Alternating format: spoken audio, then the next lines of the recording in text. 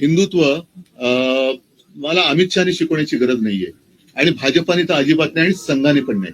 तूर्त काय झालेलं आहे की गेले 2-3 दिवस लोकसभेच्या म्हणजे संसदेच्या अधिवेशनामध्ये वंदे मातरम या विषयावरती चर्चा किंवा बहस, एखाद्या राष्ट्रात राष्ट्रगीतावरनं बहस कशी काय होऊ शकते आणि इतक्या वर्षानंतर ह्यांना अचानक वंदे मातरम का आठवलं? आपला देश त्या वंदे मातरमला 150 वर्ष झाली आणि भाजपचं वंदे मातरम हे फक्त 1 डे मातरम आहे, एका दिवसासाठी आहे. 1 डे मातरम. महाराष्ट्राच्या विधिमंडळाचं हे अधिवेशन महाराष्ट्राच्या उपराजधानीमध्ये सुरू आहे. अधिवेशन मला वाटतं अर्ध्यावरती आलेले आहे. उद्या संपणार का रविवारी संपणार ते आज उद्यामध्ये ठरेल. नागपूरमध्ये साधारणतः विधिमंडळाचं अधिवेशन हे विदर्भासाठी आणि साहजिकच आहे महाराष्ट्रासाठी घेतलं जातं. सोमवारपासून हे अधिवेशन सुरू झालं. आजपर्यंत म्हणजे आज गुरुवार आणि अधिवेशन तसं म्हटलं तुम्ही म्हटलं जे सांगितलं की मध्यवर्ती आले. विदर्भासाठी या अधिवेशनात नेमकं काय दिलं गेलं हा सुद्धा एक विषय नक्कीच या निमित्ताने उपस्थित केला गेला पाहिजे. हे वर्ष जे आहे फार विचित्र गेलं आपल्याला. महाराष्ट्रावरती कधी नव्हे एवढी मोठी आपत्ती ही अतिवृष्टीच्या रूपाने कोसळली. मी स्वतः मराठवाड्यामध्ये फिरलो. विदर्भातले आमचे आमदार आणि सगळे शिवसैनिक तसं महाराष्ट्रभरच अतिवृष्टीने हाहाकार माजवला. शेतकऱ्यांची घरं दारं, विद्यार्थ्यांची पुस्तकं आणि विशेष म्हणजे पिकं तर सोडून गेलीच, पण अनेक ठिकाणी माझ्यासोबत आपण देखील होतात, शेत जमीनच वाहून गेलेली आहे. आणि मग त्याच्यानंतर मुख्यमंत्र्यांनी एक भलं मोठं पॅकेज असं एक गोंडस शब्द देऊन एक रक्कम घोषित केली. त्या पॅकेजचं पुढे काय झालं तर त्या पॅकेजचं पण ठिबक सिंचन झालंय हे कळायला काय मार्ग नाहीये. एकूणच या अधिवेशनाच्या निमित्ताने असतं की एक पद्धत आहे. पहिला अर्थसंकल्प येतो, मग मागण्या, पुरवण्या मागण्या, मग त्याच्यात आणखीनच्या मागण्या, 75,000 कोटीच्या मागण्या कुठून आणणार, कोणाला देणार, राज्यावरती 9 लाख कोटींचं कर्ज आहे. या सगळ्या गोष्टी आपण बघतो आहोत. पण एक मुद्दा मला या अधिवेशनाच्या निमित्ताने उपस्थित करायचा आहे. तो म्हणजे गेल्या महिन्याच्या अखेरीस देशाचे जे मंत्री आहेत, कृषी मंत्री शिवराज सिंग चौहान, त्यांनी सांगितलं की महाराष्ट्राकडून आपत्तीग्रस्तांच्या मदतीसाठी कोणताही प्रस्ताव अद्याप आलेला नाही. आणि हे राज्य सरकारचं बिंग त्यांनी फोडल्यानंतर घाईघाईने शेवटच्या आठवड्यात एक प्रस्ताव केंद्राकडे पाठवला असं जाहीर करण्यात आलं. आम्हाला आता जाणून घ्यायचंय की हा नेमका प्रस्ताव काय गेलेला आहे, किती रकमेचा गेलेला आहे, त्यातून कोणाला मदत होणार आहे. राज्य सरकारला मी पण आहेच विधिमंडळामध्ये, आपण भाग पडलं पाहिजे की हा राज्याच्या मदतीसाठी जर का आपण प्रस्ताव पाठवला असेल तर तो पटलावरती ठेवला गेला पाहिजे. राज्यातल्या जनतेचा, शेतकऱ्यांचा हा अधिकार आहे की मायबाप केंद्र सरकार आमच्यावरती दया दाखवणार आहे की नाही, आणि ते दया दाखवण्याच्या आधी राज्य सरकार हे नेमकं कसं तिथून मदत आणणार आहे. कारण डबल इंजिन सरकार आहे, त्याच्यामुळे 2 इंजिनचं सरकार एका इंजिनकडनं दुसऱ्या इंजिनाकडे, दुसऱ्या इंजिनाकडून परत पहिल्या इंजिनाकडे अशी नुसती ढकलपंची करणारे का खरोखर ही मदत पाठवणारे. आणि ती मदत तुमचं केवायसी बीवायसी सगळं करणं, आता या सगळ्या मदती त्या खातरजमा करण्यामध्ये अडकलेल्या आहेत.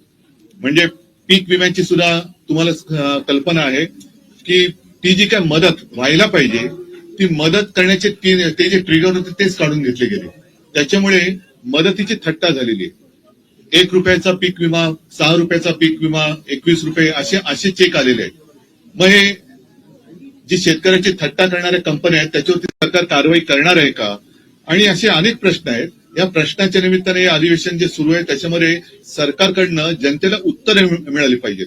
कारण प्रश्न विचारले जातात, व्यथा मांडल्या जातात, राज्याच्या किंवा जनतेची गाऱ्हाणी इकडे मांडली जातात, पण नुसती वेळ मारून नेली जाते.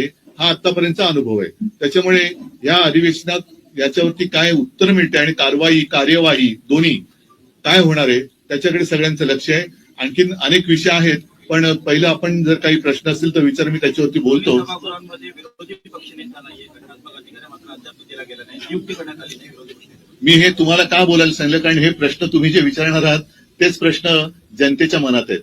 मी अधिवेशनाला येण्याच्या आधी सुद्धा एक 8-10 दिवसापूर्वी असं म्हटलं होतं की गेल्या वर्षीच किंवा पहिल्या अधिवेशनातच, मला असं वाटतं ना भास्करराव, आम्ही विरोधी पक्ष नेते पदावरती दावा सांगितलेला आहे, त्याच्यासाठी भास्कररावांचं नाव देखील दिलेलं आहे आणि अजून अद्याप काही उत्तर मिळालेलं नाहीये.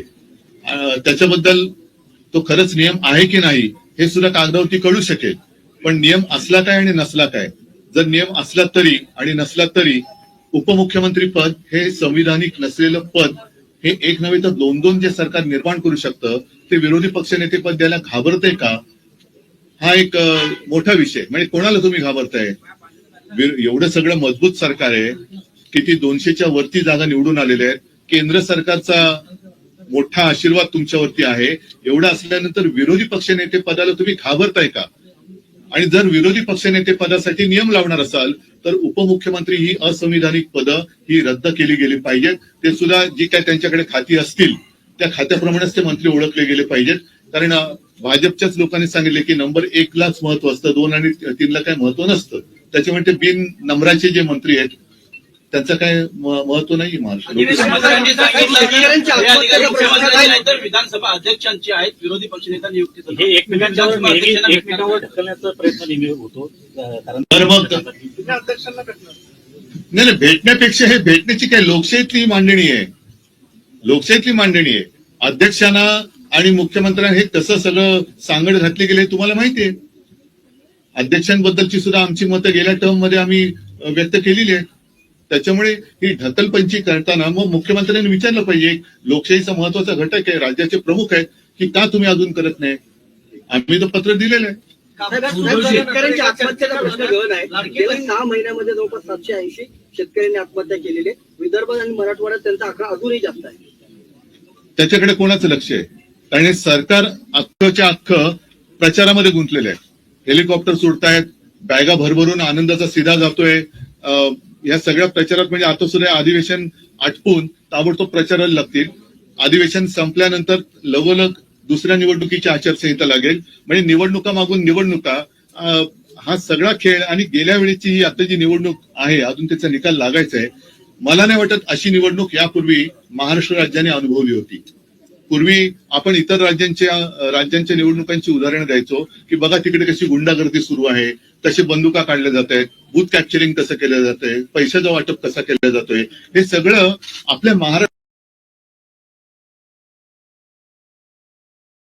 ज्यांची उदाहरणं देत होतो त्या राज्यात आता आपल्या महाराष्ट्राचं उदाहरण दिलं जात असेल की बघा तिकडे कशी बेबंदीशाही सुरू आहे. म्हणजे कोणाचं पायपोस कोणात राहिलेलं नाहीये. मित्र म्हणताना एकमेकावरती धाडी टाकतायत, एकमेकाचे पैसे उघडकीस आणतायत. रोज कोणत्या ना कोणत्या तरी मंत्र्याचे भ्रष्टाचार अगदी पुराव्यानिशी बाहेर येत आहेत, त्यांच्या फिल्म बाहेर येत आहेत, पैशाच्या थप्प्या बाहेर येत आहेत. तरी सुद्धा मुख्यमंत्री हिंब आहेत. म्हणजे मुख्यमंत्र्यांनी अजून एक खातं निर्माण केलं पाहिजे आणि त्याचं नाव पांघरुण मंत्री असं ठेवायला पाहिजे. म्हणजे जे बाकीचे जे मंत्री आहेत ते हातपाय पांघरुण बघून हातपाय तरी पसरतील आणि मुख्यमंत्री बसलेत पांघरुण घालायला.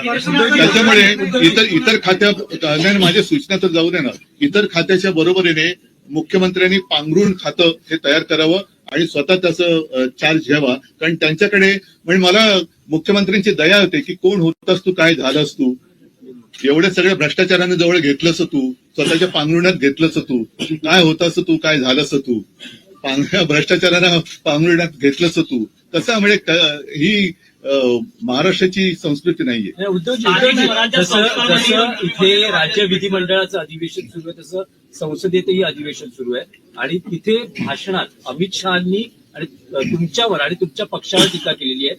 जो न्यायमूर्तींविरोधात महाभियोग चालवला जातो आहे, जो प्रस्ताव विरोधी पक्षाकडून दिला गेलाय, त्यात तुमच्या पक्षाच्या नेत्यांनी विषय काय, तो जो मदुराईचा प्रश्न आहे, जो गृहमंत्र्यांना आहे, मला वाटतं तो एक जरा एक मिनिट. अमित शहाचं विधान आहे की उद्धवजींच्या पक्षाने आणि उद्धवजींनी या प्रस्तावावर सही करावी. नाही, पण काय म्हणून सही करू नये असं त्यांना वाटतं? कोणत्या विषयावर? नहीं सर, मामला ऐसा है कि नहीं, मामला समझ में आ गया, लेकिन वो क्या कहना, अरे भाई कहना क्या चाहते हो? हिंदुत्व आहे. मुद्दा हिंदुत्वाचा ना, मग असं बोला ना.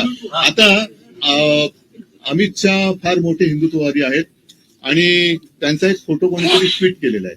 कारण हिंदुत्व मला अमित शहाने शिकवण्याची गरज नाहीये आणि भाजपाने तर अजिबात नाही आणि संघाने पण नाही.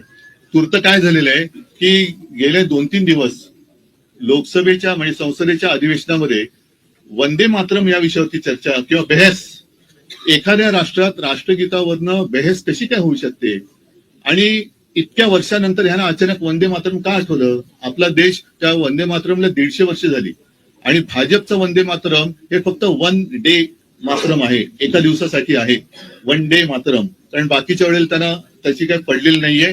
भारतात काय चाललेलं आहे, वंदे मातरम म्हणताना माझी माता किती दुःखात आहे याच्याकडे त्यांचं लक्ष नाही.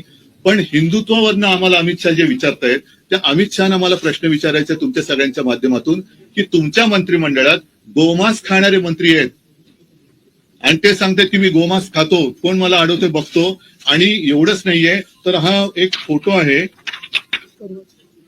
9 डिसेंबरचा, तो ते जे मंत्री आहेत मी गोमांस खातो, कोण मला अडवते, त्यांचं नाव आहे किरण रिजिजू.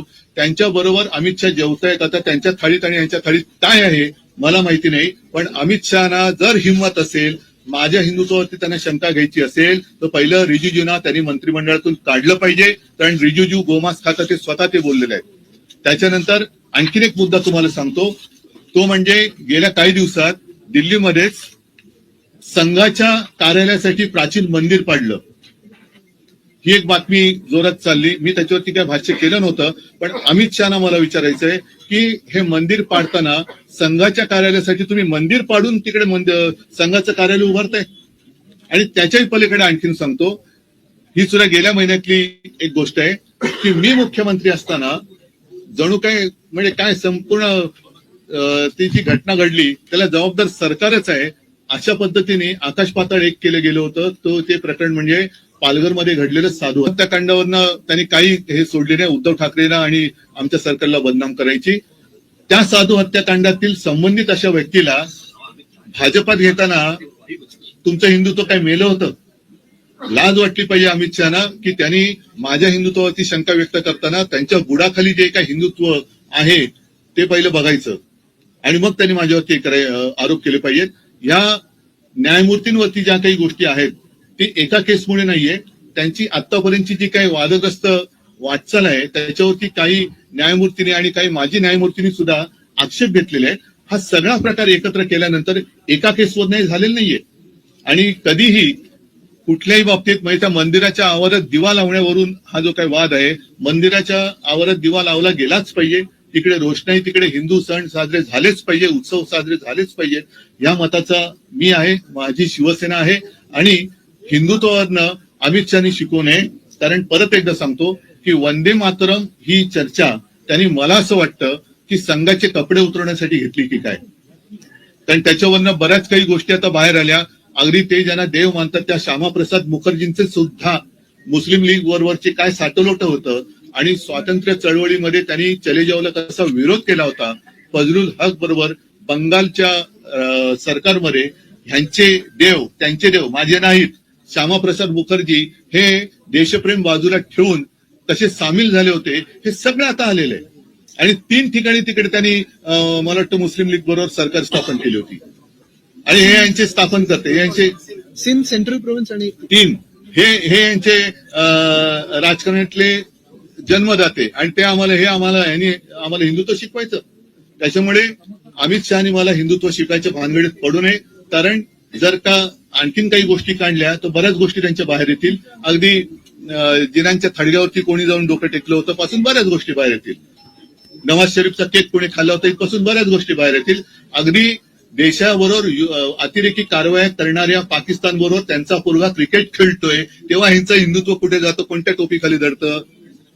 अमित शहानी जर जय शाह त्यांचं ऐकत नसेल आणि त्याला हिंदुत्व मान्य नसेल तर तसं सांगायचं की मी हिंदुत्ववादी आहे पण जय शाह हिंदुत्ववादी नाही, तो पाकिस्तान बरोबर क्रिकेट खेळतोय. मग त्याला एकतर त्या क्रिकेट कंट्रोल बोर्डाचा राजीनामा द्यायला लावा, नाहीतर हिंदुत्व तरी स्वीकारा, नाही तर हे तरी स्वीकारा. नाही, उद्धवजी आता तुम्ही म्हणाला उद्धवजी उल्लेख झाला सभागृहामध्ये. त्यावेळेला मुख्यमंत्र्यांनी असं म्हटलं सत्ताधारी सगळ्या आमदारांना की लाडकी बहीण योजनेचा यापुढे उल्लेख करू नका, जर केला तर घरात बसावं लागेल. लाडक्या बहीण या योजनेचा मी उल्लेख करणारच, कारण निवडणूक लढवताना जे वचन त्यांनी, जो एक थाप त्यांनी शेतकऱ्यांना मारली होती कर्जमुक्तीची, तीच माझ्या बहिणीनं सुद्धा मारलेली आहे. 2100 रुपये कधी करणार 1500चे, हा विषय मी काढणारच. आणि देवेंद्र फडणवीसांनी जर त्यांच्यामध्ये हिंमत असेल तर या अधिवेशनात येत्या महिन्यापासून किंवा पुढच्या महिन्यापासून, नवीन वर्षापासून माझ्या महाराष्ट्रातल्या बहिणींना 2100 रुपये दर महिन्याला त्यांनी एक काय भाऊबीज म्हणा वर्षभराची ती सुरू करावी. मी 2100 रुपये कधी देणार हा प्रश्न त्यांना विचारणार, आणि जर देवेंद्र फडणवीसांनी 2100 रुपये नाही दिले तर त्यांना घरी बसावं लागेल. उद्धवजी परत त्याच विषयावर आहे. तुम्ही म्हणालात की त्या मंदिरात दीप लावला गेला पाहिजे, तर आता जी प्रस्तावावर तुमच्या नेत्यांनी सही केली आहे त्या प्रस्तावाचा तुम्ही पाठिंबा काढून घेणार का? नाही, मी तुम्हाला म्हटलं तसं की एका निर्णयापुरता हा विषय नाहीये. एका निर्णयावरनं असं इम्पिचमेंट वगैरे नाही कोणी आणत नाहीये. एकूणच त्यांची जी काही वाटचाल आहे हिंदुत्वाच्या गुलाम्याखालनं त्यांनी पक्षीय अजेंडावर एकटा कामा नये. याचं कारण असं की महाराष्ट्रामध्ये सुद्धा त्यांच्या प्रवक्त्यांना न्यायमूर्ती म्हणून नेमलं गेलेलं आहे.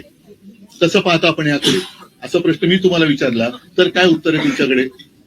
जर तुमच्या पक्षाचे प्रवक्ते न्यायमूर्ती म्हणून तुम्ही नेमत असाल तर आम्ही तुमच्याकडनं कोणत्या न्यायाची अपेक्षा करायची? आज शिवसेनेच्या केसबाबत 4 वर्ष झाली आम्ही खेटे घालतोय. काय एक सरन्यायाधीश होऊन गेले, पुढचे कोण? आता सुद्धा अरे आता पुढचा कोण येणार आहे, त्याच्या पुढे कोण येणार आहे, एवढंच आम्ही करत बसायचं? पण उद्धवजी नाही, मला अमित याच्याबद्दल शहाचा तो व्हिडिओ मुख्यमंत्री देवेंद्र फडणवीस यांनी ट्विट केला. त्यांनी असं म्हटलं, कोण होतास तू, काय झालास? मी पण तेच म्हटलं त्यांना. उद्धव ठाकरे. मी पण त्यांना म्हटलेलं आहे की कोण होतास तू, काय झालंस तू, भ्रष्टाचारांना पांघरुणात घेतलंस तू.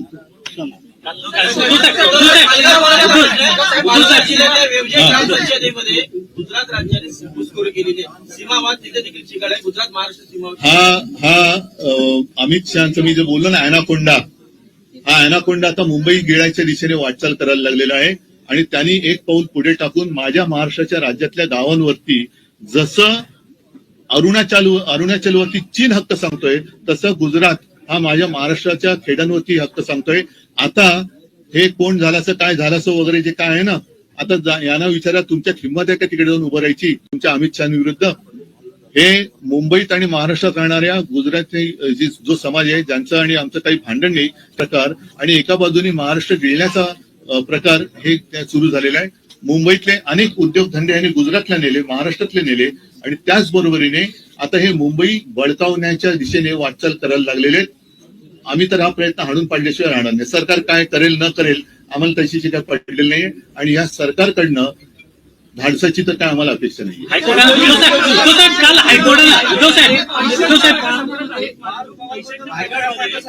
चौकशी होत नाहीये. या पैशांच्या बॅगाच्या सापडत आहेत, त्यांच्यात जे पैसे सापडत आहेत ते बिझनेससाठी असतील, व्यवसायासाठी असतील अशी कारणं सत्ताधारी देतात, मात्र चौकशी होत नाहीये. अंबादास दानवेंनी 3 व्हिडिओ. म्हणूनच मी म्हटलं ना की आणखीन एक खातं निर्माण करावं, पांघरुण खातं, आणि त्याचं कारण हेच क्लीन चिट देत आहेत. हेच क्लीन चिट देत आहेत. स्वतःच आरोप करायचे, स्वतःच क्लीन चिट द्यायचे, म्हणजे साधू हत्याकांडातल्या आरोप ज्यांच्यावरती केले त्यांना पक्षात घेतात. हे यांचं हिंदुत्व. गोवा जमीन व्यवहार प्रकरणात काल हायकोर्टानं राज्य सरकारला फटकारलेलं आहे, आणि त्यामध्ये म्हटलेलं आहे की अजित पवार यांचा मुलगा पार्थ पवारवर गुन्हा का दाखल केला जात नाही या प्रकरणामध्ये. मी न्यायालय या विषयावरती काहीच बोलायचं हल्ली सोडून दिलेलं आहे. उद्धवजी आदिवासीच्या काळात 100 कोटी रुपये सीएम फंडामध्ये जमा झाले होते, मात्र त्यातून 70-80 लाखच शेतकऱ्यांना देण्यात आले. काय अतिवृष्टीच्या हजारच शेतकऱ्यांना वाटप करण्यात आलं. अतिवृष्टीच्या काळात 100 कोटी. ठीक आहे, तुम्ही शेतकऱ्यात जाऊन त्यांना म्हणून मी पण येतो, तुम्ही पण या, आणि शेतकरी कोणाला प्रेमाने मिठी मारतो ते शेतकऱ्याला कळू दे.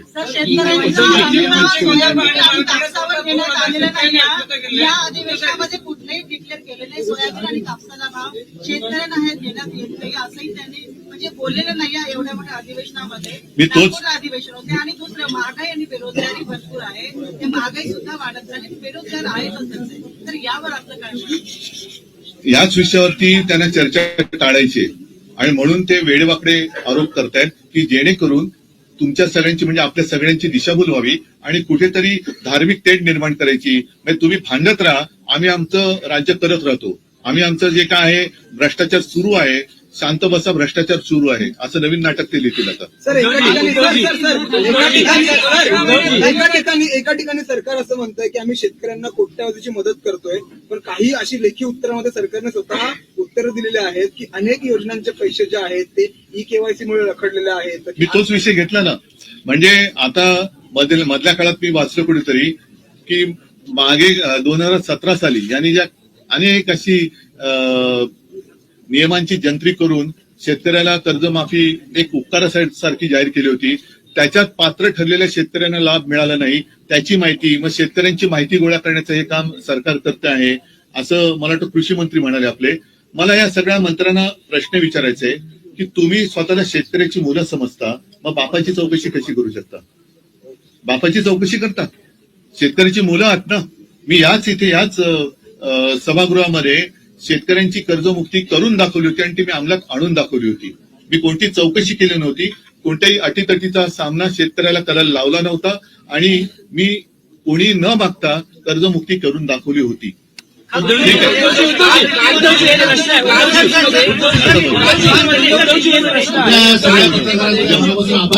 आणि शिवसेनेचे विधानसभेचे सगळ्या आमदारांना माननीय पक्षप्रमुख उद्धवजी ठाकरे साहेब रजिस्ट्रेशनला संध्याकाळी 7 वाजता भेटतील.